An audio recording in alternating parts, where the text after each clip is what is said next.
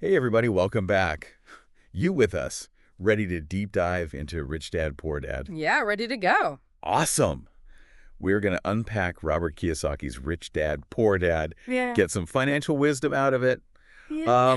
This is a classic. This is a classic for a reason. Right. And I think one of the reasons why it's a classic is there's so many aha moments in this book. Yeah. You know, like light bulbs going off, and it's really about money and wealth building. Yeah. And I think I think the interesting thing that he does is he tells the story through kind of his own lens, right? Like he has these two father figures, his own dad, who's a Sure. very smart guy, Yeah. PhD, but struggles with money his whole life. And then his friend's dad, his rich dad, who is this entrepreneur who, Right. is very successful. And he learns, he basically gets these two competing ideas about money, and it shapes his whole journey. Yeah.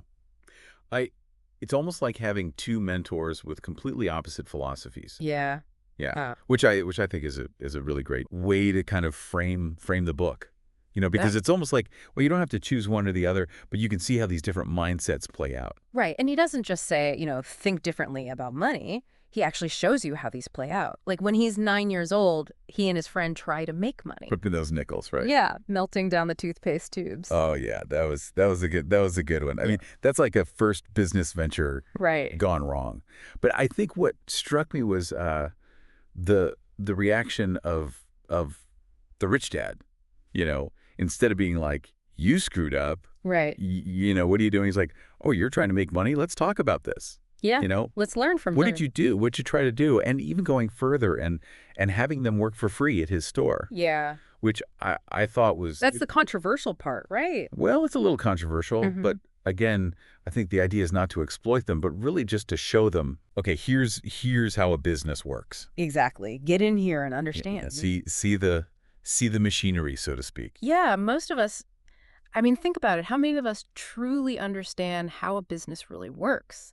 And I think what he was doing was giving them that education that you can't get from a textbook. Right. Yeah, and then they pretty quickly actually go and apply those lessons, Yeah. which is really cool. Like the comic book library Yeah. in the basement. I mean, that's pretty impressive for kids at that age. And they were actually, they were learning about, like, they were hiring Mike's sister, right? Sure, So they were sure. learning about employees, learning about cash flow, marketing, all these things through this little fun side hustle. Yeah, yeah. So these early experiences kind of set the stage for a lot of the big kind of principles that he lays out. And uh, I think one of the biggest ones that kind of jumps out is his whole assets versus liabilities. Yeah. And this is where I think he really challenges conventional thinking, right? Because, I mean, most of us grew up thinking a certain way about money and what it means to be successful. And he's basically saying, like, forget what you've been told because most people don't actually understand the difference. Yeah, yeah. So for our listener, like, break this down a little bit. What does he really mean by assets and liabilities? What is he getting at? The simplest definition, right? Assets put money in your pocket. Liabilities take money out of your pocket. But then, he kind of throws a curveball and says, like, a house, for example, is typically a liability, not an asset. Hold on.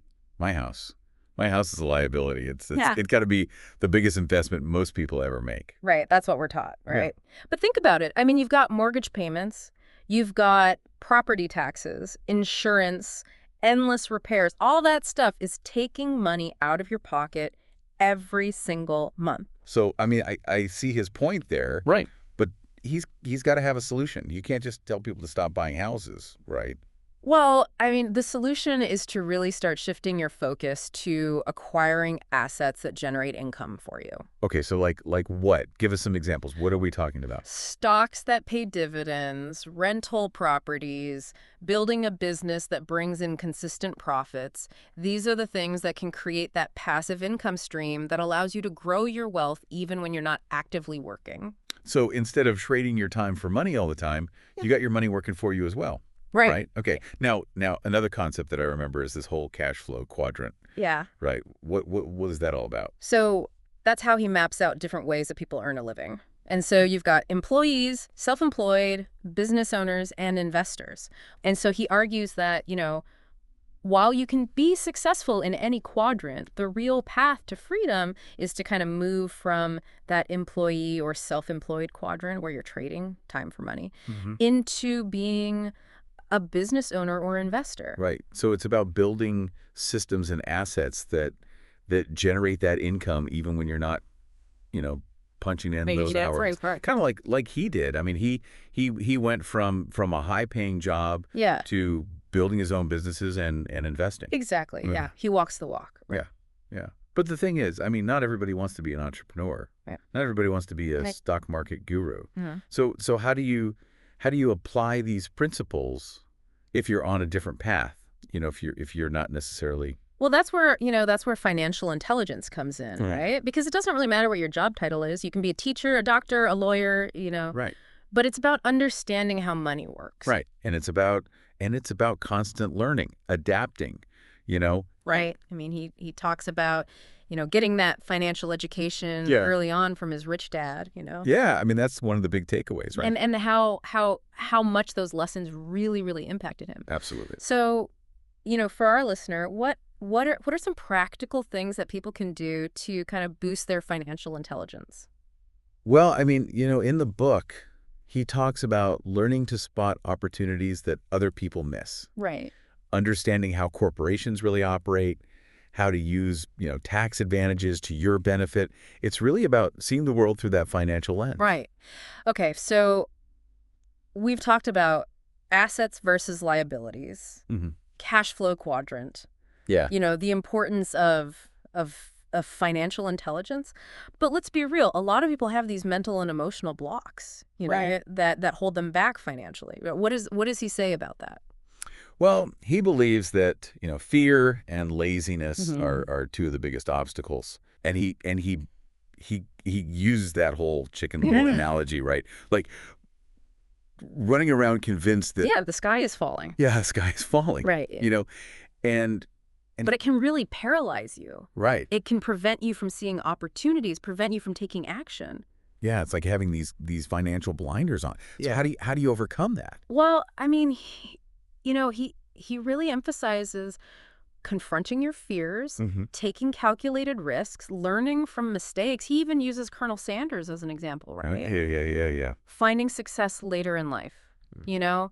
You don't have to have it all figured out at 20. Right, right. You know? Right, This guy was in his 60s when he really hit it big right, and faced tons of rejection along the way. right. So it's not just about the knowledge. Right. It's about the mindset, Yeah. the willingness to actually put it into practice. Right. It's about mastering, the outer game, right? Understanding how money works, but also that inner game, Right, right. overcoming those limiting beliefs. Now, one of the things that he really hammers home is this idea of paying yourself first, Yeah.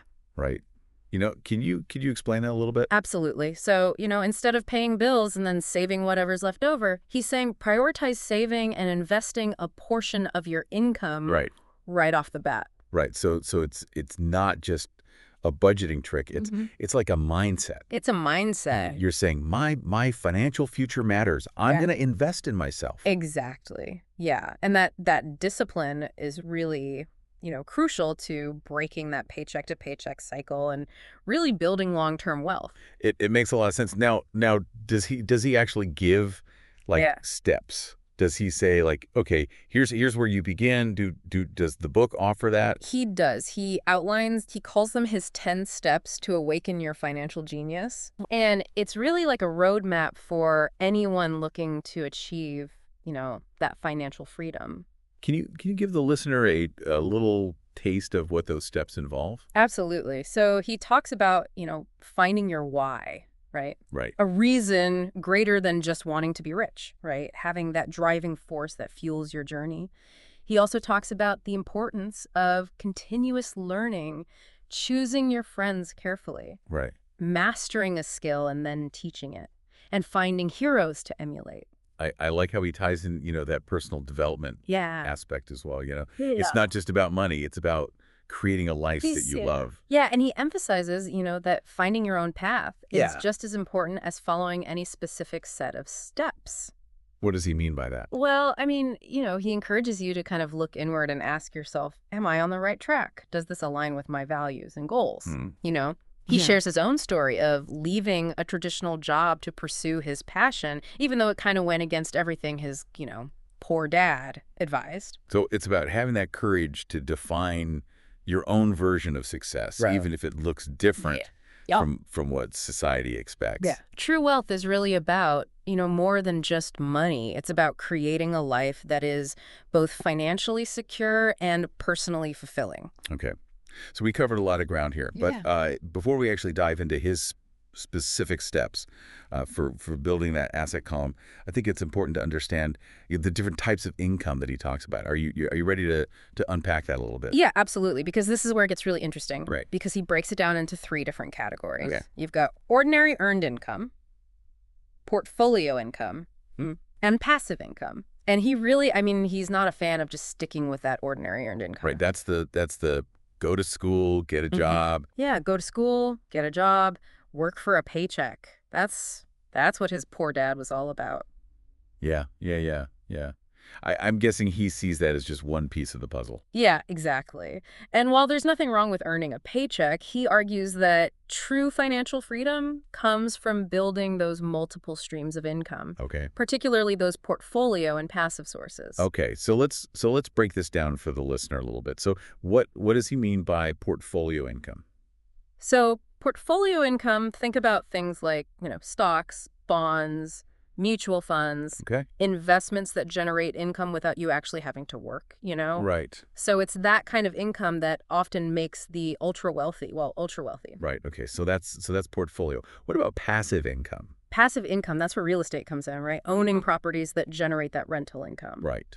Right. That's one of the most common examples, but I remember him talking about royalties from books and music. Right. Yeah. Or online businesses or even like Yeah, even vending machines, right. The point is that the income is generated with very minimal ongoing effort. right. It's creating systems Right. and assets that work for you even Yeah. while you're sleeping. Now, how realistic is that for most people? I think it's, his own journey shows that it's definitely possible. Right. I mean, he and his wife went from traditional jobs to building businesses and investing in real estate. Yeah. And it was through these alternative income streams that they were able to achieve that, financial independence. Right. Right. And then they actually went and started a whole company to teach other people how to do the same, like the board games and all those educational resources, Yeah. making financial literacy more accessible and engaging. Yeah. Yeah, because they really believe that everyone should have the opportunity to understand and apply these principles regardless of their background or education. Right. And that goes back to, finding your own path. Yeah. Right. Yeah. Which he emphasizes throughout the book. Yeah. He knows that, not everybody wants to be an entrepreneur. Not everybody wants to be a Right. real estate mogul, but it's about figuring out what resonates with you Right. and creating a life that aligns with your passions and values. I remember him talking about a classmate, right? Yeah. Who left the Merchant Marine Academy, right? To become a lawyer. Yeah, he was successful but unhappy. Right. Unhappy. Right. And trapped in a career Right. that wasn't fulfilling him. Right. Which is a reminder, money isn't everything. Exactly. It's about finding that balance, Yeah. between financial success Right. and personal fulfillment. personal fulfillment. Right. It's about having the courage to break free from those societal expectations Right. and chase after what truly makes you happy, even if it means going against your poor dad's advice. Right. Absolutely.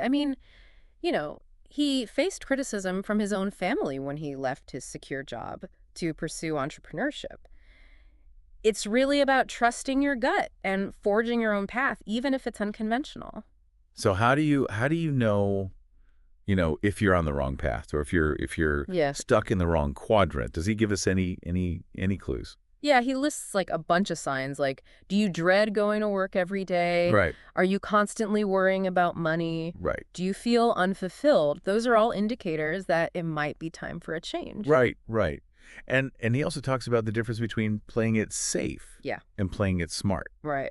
Right. Too many people choose to play it safe. Right. They stay in jobs they hate, they avoid investments because they're afraid of losing money, Right. and by doing so, they miss out on the opportunities that come with taking calculated risks.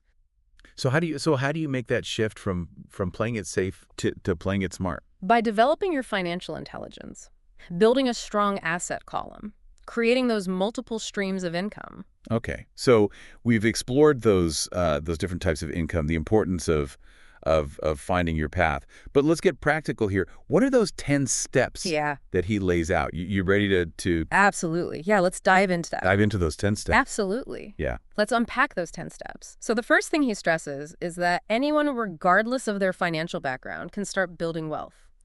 And one of the first pieces of advice is to find an opportunity that everyone else has missed. So it's about training yourself to see potential where other people just see problems. Exactly. He tells a story about a friend who bought a rundown house that everyone thought was a disaster. Yeah.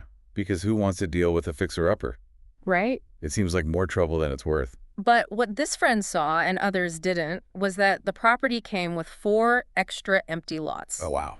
He demolished the house, sold all 5 lots to a developer, and made a tidy profit. So he turned a potential money pit into a money-making machine by thinking outside the box. That's the power of perspective, and it leads to the next skill, raising money. Most people automatically think of banks, but Kiyosaki encourages exploring alternative avenues. Yeah, I can see why banks can be tough, especially if you're just starting out and don't have a ton of collateral. He even bought an apartment building for $1.2 million without having the full amount up front. Wait, how is that even possible? Did he win the lottery or something? No, he secured the deal with a contract and a deposit, which gave him time to raise the remaining funds. But here's the kicker. He didn't even need to raise the full amount.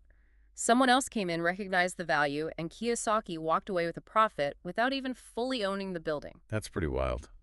That sounds risky, though. It does require a certain level of financial savvy, but the point is that it's about understanding how deals work and finding creative solutions. So it's not just about finding a great investment. It's about structuring the deal in a way that benefits you. Exactly. And the third skill Kiyosaki highlights is the ability to assemble a team of smart people. He's a big believer in surrounding yourself with individuals who are smarter than you in specific areas. It makes sense. You can't be an expert at everything, so why not leverage the expertise of others? He compares it to a company's board of directors. You need a team of advisors to guide you, provide expert advice, and help you navigate the complexities of building wealth. I like that analogy. Mm. Okay, so we've got finding hidden opportunities, raising money creatively, and building a dream team. But what about those who feel stuck in a job they hate? Does Kiyosaki have any advice for them? He emphasizes the importance of mastering a skill and then finding ways to leverage it for greater income. So it's not just about being good at something, it's about turning that skill into a money-making asset. He gives the example of a talented writer who is stuck in a job she hated but dreamed of becoming a best-selling author. I bet everyone told her to keep her day job and write in her spare time, right? That's the usual advice. But Kiyosaki encouraged her to think bigger. He wanted her to find a way to turn her writing into a business. Did she end up quitting her job to follow her dream? We don't know from the book, but the point is that Kiyosaki challenges us to explore ways to leverage our skills for financial gain. He believes that anyone can create a path that aligns with their talents and passions, even if it means breaking away from the traditional 9-to-5. I love that message of empowerment. Mm. Okay, so we've talked about finding opportunities, raising capital, assembling a team, and leveraging your skills. Mm-hmm. But what about overcoming those internal hurdles, those mental and emotional blocks that can sabotage even the best financial plan? That's where self-discipline comes into play. Remember that pay yourself first principle we talked about earlier? Absolutely. It's about prioritizing saving and investing before you pay bills or buy that new gadget. But it's more than just a budgeting rule. It's about building a mindset of abundance. You're putting your financial well-being front and center. So it's a mental shift that says, I'm worthy of financial success, and I'm going to make it a priority. Right. And it's crucial for breaking free from that paycheck-to-paycheck trap. But self-discipline also means tackling those other inner demons like laziness and procrastination, which Kiyosaki believes often stem from fear. Fear of failure, fear of success, fear of the unknown. It can manifest in so many ways. And he believes the most effective antidote to fear is action. Don't overthink it, just start moving. Do what Colonel Sanders did right. Hmm. Face your fears and keep going even when it gets tough. Exactly. Now, beyond self-discipline, Kiyosaki also highlights the importance of choosing your heroes carefully. Heroes, like financial role models. Exactly. He believes that studying the habits, mindsets, and strategies of successful individuals can offer invaluable insights and inspiration. It's like having a blueprint for success, but instead of blindly following it, you're extracting the principles that resonate with you. He talks about his own admiration for figures like Donald Trump and Warren Buffett, studying their approaches to business and investing. He even suggests finding mentors in your own field, people who've achieved what you aspire to and are willing to share their wisdom. And he has a great story about how he learned about tax lien certificates. He just reached out to someone who was already successful in that area, took her to lunch, and she was happy to share her knowledge. Yes. And the very next day, he found two fantastic investment properties. It shows that sometimes all it takes is asking. It's a powerful reminder that mentorship can be incredibly valuable. Yeah. Okay, so along with choosing your heroes, what else does Kiyosaki recommend? He says, think big. Don't limit yourself by thinking small or trying to do everything alone. So even if you're starting small, envision a larger future. Exactly. He talks about leveraging the power of volume discounts, for example. Join forces with friends to negotiate better deals on things like computers or even stocks. It's about finding creative ways to work smarter, not harder, and tapping into the power of collaboration. Right. And finally, he encourages us to learn from history.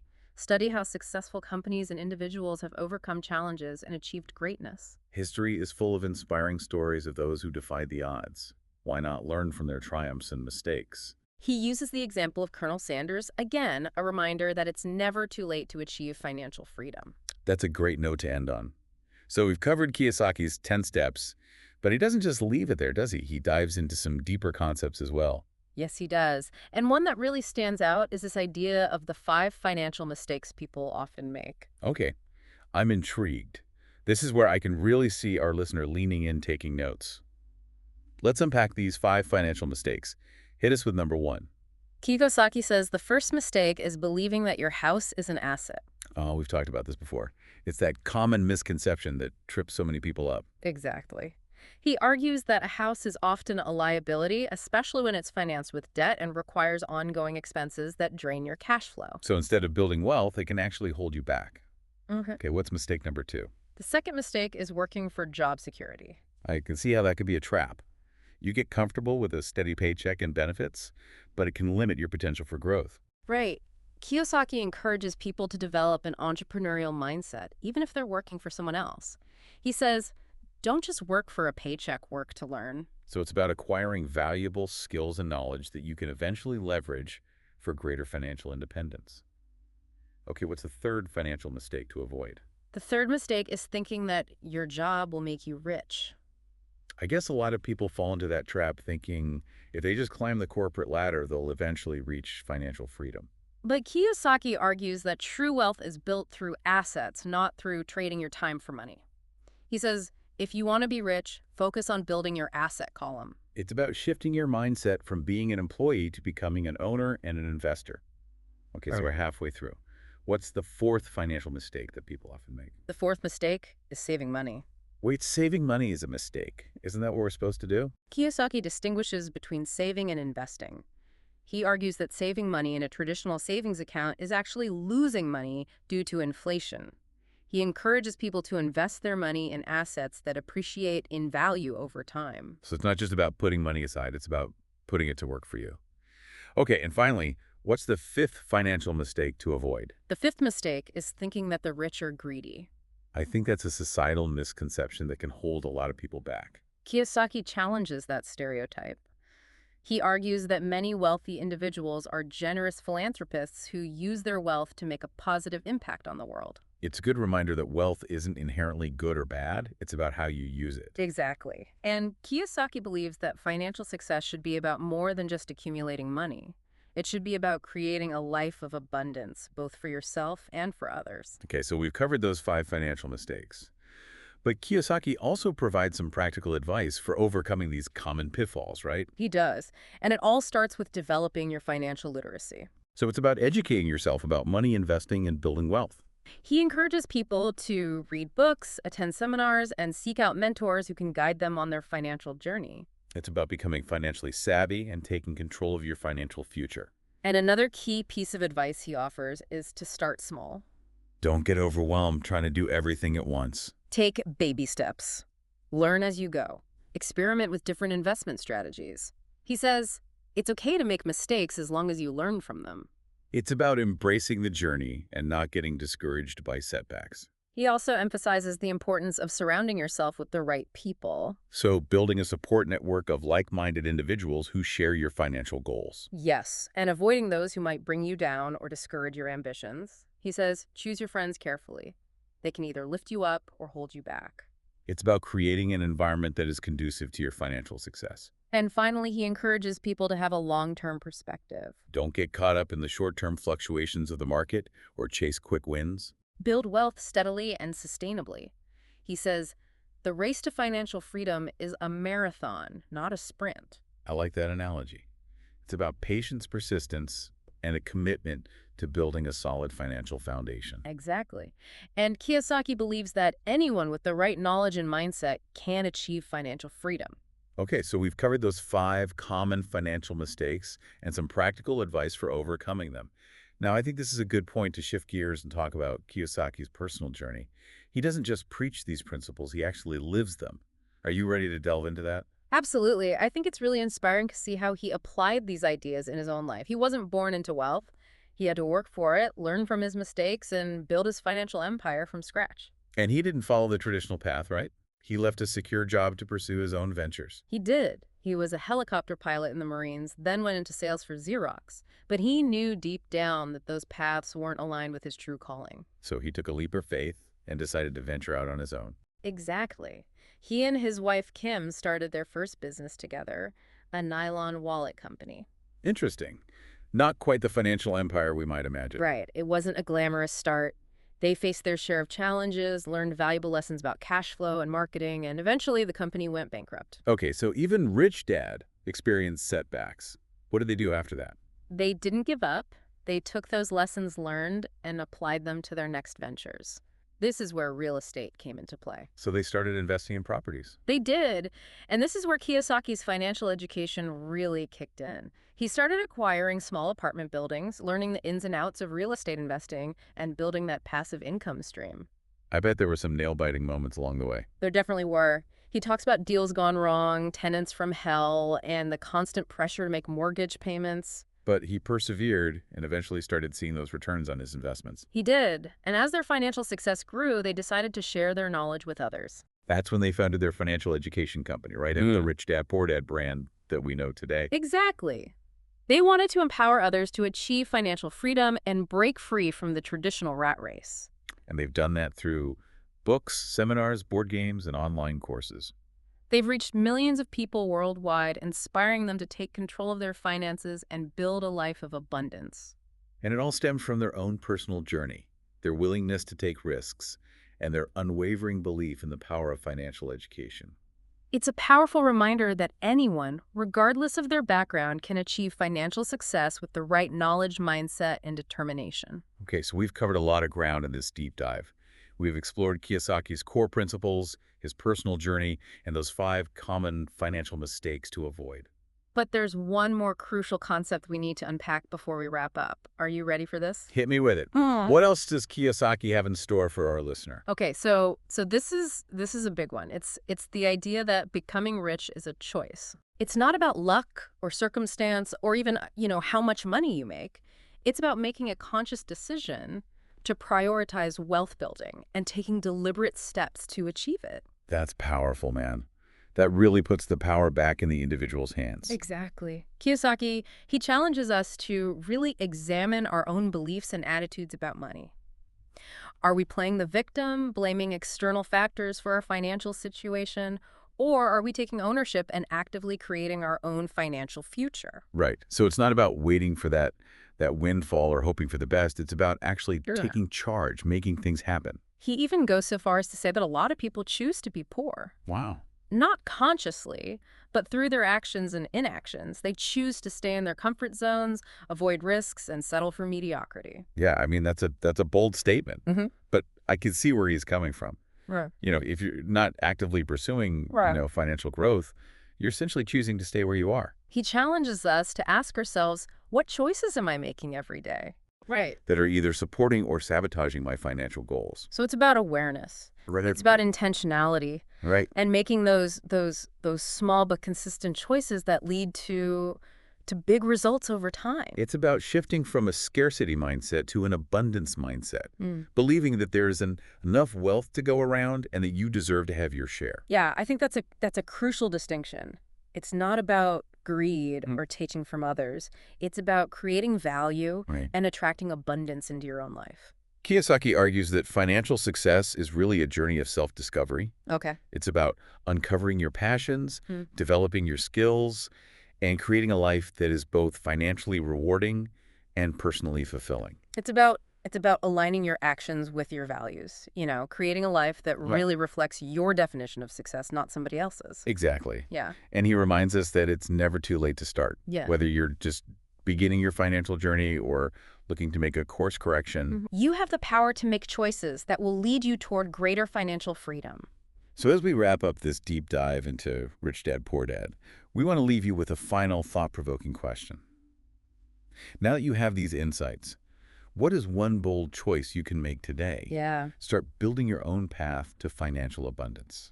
It could be as simple as setting a financial goal or reading a book about investing or having a conversation with a financial advisor. The key is to take action and start creating the financial future you deserve. Remember, financial freedom is within your reach. It just takes a little knowledge, a lot of courage, and the willingness to step outside of your comfort zone.